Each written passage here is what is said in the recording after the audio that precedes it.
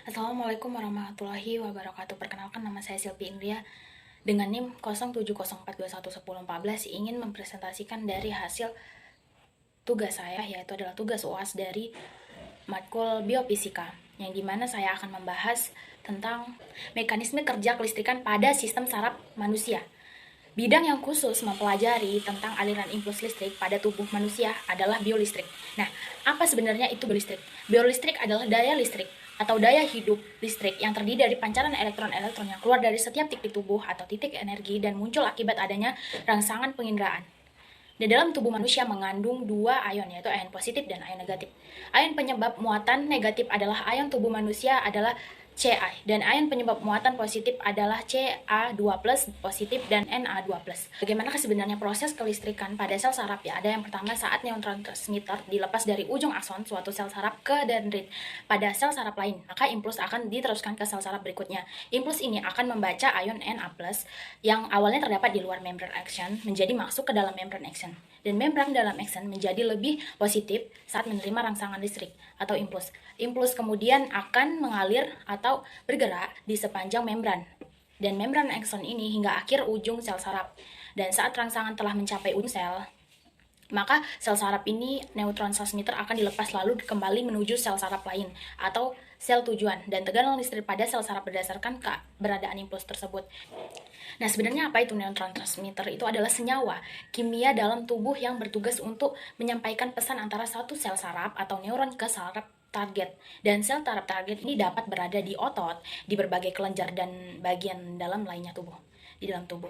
Dan sel saraf istirahat yang terdapat di dalam gambar tersebut, sel saraf yang menghasilkan sedikit ion negatif, tepat di dalam sel ion positif, tepat di luar membran sel. Dan di dalam sel terdapat ion Na+ atau K+, dan Ci dan protein. Sel saraf menggunakan difusi pasif yang transportasi aktif untuk mempertahankan distribusi ion melalui membran sel. Yang terdapat di foto rangsangan sel tersebut, potensial sel saraf istirahat dapat diganggu oleh rangsangan listrik, kimia, fasis atau mekanik. Jika ada impuls, maka butiran-butiran membran akan berubah menjadi ion-ion Na+ yang akan masuk dari luar sel ke dalam sel, sehingga di dalam sel akan menjadi kurang negatif atau lebih positif daripada di luar sel, dan potensial membran meningkat. Dalam keadaan ini disebut dengan depolarisasi. Nah, apa saja perbedaan polarisasi dan depolarisasi? Itu adalah, polarisasi ini adalah keadaan di mana saraf sedang istirahat atau adalah keadaan di mana saraf tidak sedang menjalankan rangsangan. Pada keadaan ini, muatan yang lebih negatif berada di sisi dalam membran, sedangkan muatan yang lebih positif berada di luar sisi membran. Dan sedangkan apa sih itu depolarisasi? Adalah keadaan di mana saraf sedang menjalankan rangsangan, yang keterbalikan dari proses polarisasi tersebut. Sehingga pada keadaan ini, muatan yang lebih negatif berada di luar atau di luar sisi membran, sedangkan muatan yang lebih positif berada di sisi dalam membran. Dan juga ada namanya repolarisasi. Dan apa itu repolarisasi? Adalah kondisi saat membran sel saraf kembali ke fase istirahat atau tidak menerima rangsangan.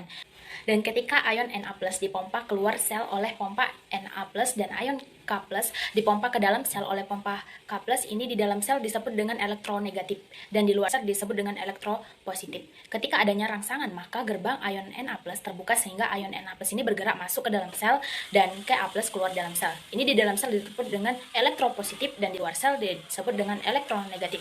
Dan yang ketiga ini dijelaskan dengan ketika ion Na+ dipompa kembali keluar sel dan ion K+ dipompa kembali ke dalam sel untuk mengukur potensial listrik disebut EKG atau elektrokardiografi, yang ini berfungsi pada sel jantung. EEG elektroensofalografi ini berfungsi pada sel otak, dan EMG elektromyografi ini berfungsi juga untuk atau pada sel otak. Mungkin sekian dari pembahasan dari materi saya sudahi. Wassalamualaikum warahmatullahi wabarakatuh.